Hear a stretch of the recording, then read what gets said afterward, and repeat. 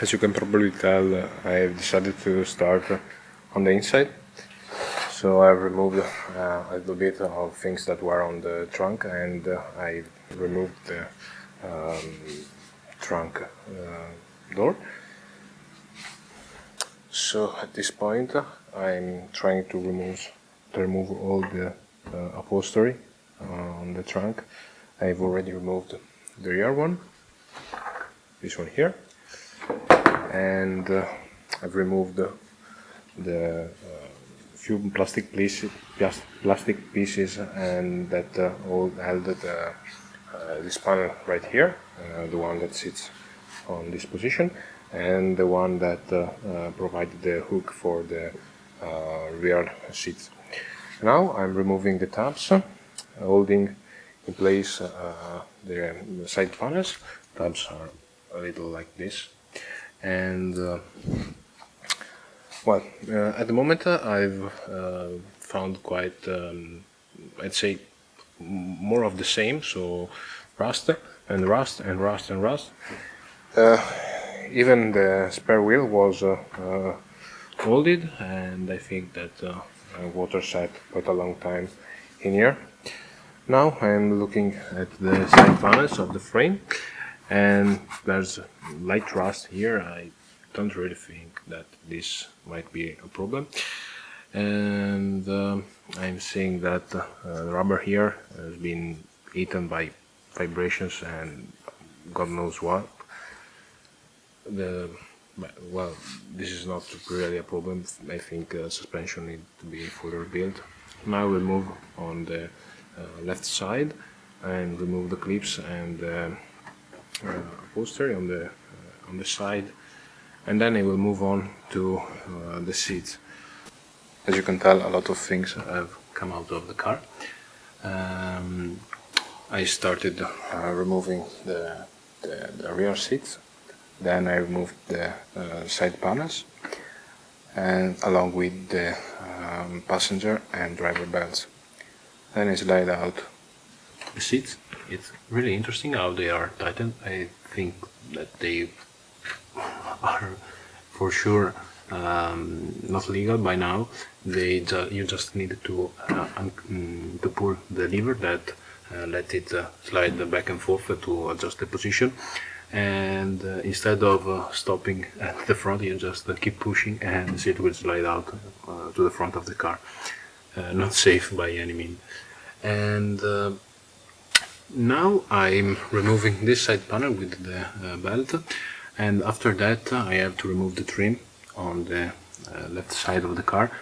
I'd say that the car is unbelievable. I'm used to work on newer cars from the 2000 and newer, but this car from the 70s, I'd say it's stunning how simple it is, and you just have to keep the order of the screws, but it's fantastic. It's just a screwdriver and some keys and you can remove almost everything. And the front dash, it's the main thing I have to remove now, but given how easy it was to remove everything that is not here anymore, I think that it will probably take me just an hour, and I can probably remove it. The liner on the top will be another interesting part. As you can tell, it's not in good condition, so it will be replaced, but I think it's just glued to the top, and it will be relatively easy to remove. Okay, during the week I've cleaned up the floor of the car a little bit, and I've removed some other trims on the interior, and at the moment I haven't found anything on the floor of the car. There are no major rust spots, but I have to inspect the car also from the bottom to be sure. And well, yeah, that's pretty much what I said, so just a little bit of cleanup. And today I will try and remove the dashboard. I haven't found any instruction on how to do this, and I hope that I will not damage anything. There's also a major problem with the car. At the moment it's right beneath it, but there's a big oil leak. So the plan for today is removing the oil from the oil pan and trying to remove this dashboard without breaking anything major. So this is actually the first time I look at the car from the bottom, especially the engine bay. As you can probably tell, there are major oil leaks here on the gearbox and the flywheel casing.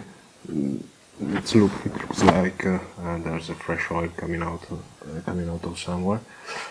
I also can see that the bushings are completely gone. Here there's a small oil drip from the axle cover. Also, the oil pan is quite shiny, and I think there's probably a leak from the gasket of the oil pan. This engine will come out of the car for sure, so there's no point trying to repair it from here. So the oil is completing its drain. As you can probably tell, there's probably water or something that is just not really oil in it. It also smells a lot of gasoline, and probably piston rings are quite worn, so I'm sure the engine needs a rebuild, but I will do it anyway because that's almost 40 years this engine, and I really want to take a look at it and have it running almost perfectly. Just a quick update. So it's been a day, and the oil leak is still present. As expected, it was not from the oil pan. It's probably from the gearbox. The oil was much cleaner than the one from the oil pan. So I'm now draining the gearbox. Okay, the transmission oil doesn't look that bad. However, the plug of the transmission case has quite a lot of shavings on it. I think this might be normal given the 40 years of the car, but I think also gearbox inspection is due to really understand the state of the engine. As of now, there's quite a storm outside, so a little bit of noise on the video. Since I can't remove the dashboard from the inside, I'm thinking maybe there's something holding it from the outside, and before breaking everything I want to check. So I removed the battery right here and the battery tray, and I've unplugged this side of the air vent. I've removed the hook. This video also is useful for me for remembering how to put everything back together. There's this bracket here with the bracket holding the windshield wiper, and the water reservoir is simply pulled off on support, and I'm thinking now of removing the air vent case. So I will probably go on, remove the nuts and try to pull it. I'm guessing there's some kind of cable which connected to the command on the inside, so I have to remove it. There's a screw, and it's just screwed on the lever. And after that, I guess I think there's the chance of removing this air vent. Quick update on the dashboard situation. So one of the main things that kept the dashboard in place was this cable right here, which is the odometer cable. And after removing the seal on the firewall, I was able to push the cable toward the dashboard, so the dashboard moved forward. At that point, I was able to remove the cable. So this is the end of the odometer cable. Just push, you just pull this thing back, and these tabs will be released, and at that point you can pull the cable toward the engine, and it will disengage from the dashboard. The dashboard itself will be still connected with the two cables. Just a second. Two cables, and one is down there and one is still on. So I'm also making this video to remember where everything was connected. So right now I will remove this cable right there and try and remove all of the dashboard from the car. Okay, this was really easy. There was not just one connector remaining, there was also this one there. And so in total we have 3 electrical connection on the back of the dashboard and this odometer one. And I think now I have to put down this tab, and this part of the dashboard is probably going to come out. In terms of the dashboard itself, the appearance is not really fantastic. It's quite sticky, I don't know why, but the layout of the path on this sort of board is quite simple, so frankly if I needed to repair something I probably will just add some wiring, and that's it. I think these are lamp holders. Oh yeah, little bayonet lamp holders, and then there are this one. I think maybe they are the indicators, but I will investigate further down in the project. At the moment I'm not really concerned by the status of the dashboard itself. Okay, there has been a significant progress with the dashboard. First of all, this part right here, this was the one that would not come off of the firewall. The reason being it was glued on the sound dampening material. I think the material melted with the temperatures of the car or the summer maybe, and it glued to the panel. I hope I didn't yield or deform anything on the process. I heard some weird noises. I hope I didn't damage anything significant. Now I have to remove the switches. There are 3 main switches up there, one down there, and there's also the cigarette lighter. So for these switches I just went from behind and pushed to make them come out of this side. So the first is the position light switch. It's just a connector. I hope there's no way of mistaking it. This connector has 4 wires coming out of it. One is black and yellow, the other are green, pink and purple, I think. Then there's the switch for the ice removal thing on the trunk, on the rear windshield, and it's just 2 cables, 2 spade connectors. So the one on the right is orange, the other one is yellow, the one in the middle is yellow.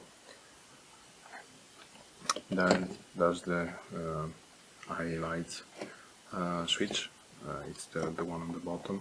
It has 2 spade connectors, 3 cables, 2 green, 1 gray and black. Then there is the vent switch. So I don't know if the cables are all plugged in, but the one on the bottom is this green and black. Then there's the orange in the middle and red on top. I don't know if this switch can come out. Maybe yes. Just a little twisting. I think it will probably come out. Okay, so this is the connector, and I will now remove this. I think somebody has added this later, because it looks like this has been cut. It was not on the stamp of on the mold of the dashboard, but who knows. So now I will put down the camera to have my hands free and take a look at how to remove the switches.